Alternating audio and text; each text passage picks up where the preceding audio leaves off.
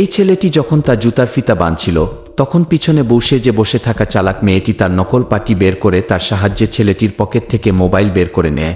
এরপর তার নকল পায়ের পকেটের ভিতরে মোবাইলটি লুকিয়ে রেখে ওখানে বসে পড়ে।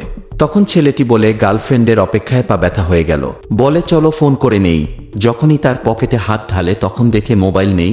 এরপর ছেলেটি গিয়ে মেয়েটিকে জিজ্ঞাসা করে, আমার ফোন হারিয়ে গেছে, এখানে তুমি ছাড়া আর কেউ নেই, যদি নিয়ে থাকো চুপচাপ দিয়ে দাও, জরুরি ফোন করতে হবে, তা না হলে তোমাকে জোর করে চেক করব।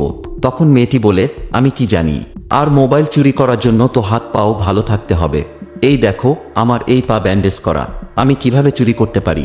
তখন মেয়েটির ভাই ওখানে চলে আসে আর উল্টা ছেলেটিকে বলে, ল্যান্ডা দেখে আমার বোনকে ডিস্টার্ব করছো, আর পুলিশকে ডেকে নিয়ে আসে। পুলিশ এসে মেয়েটিকে না ধরে ছেলেটিকে গ্রেফতার করে নেয়। এরপর যা হলো তা দেখার আগে ভিডিওটি লাইক করে দাও, চ্যানেলটি সাবস্ক্রাইব করে দাও। আসলে ছেলেটি মেয়েটির ভিডিও বানিয়ে ব্ল্যাকমেইল করত।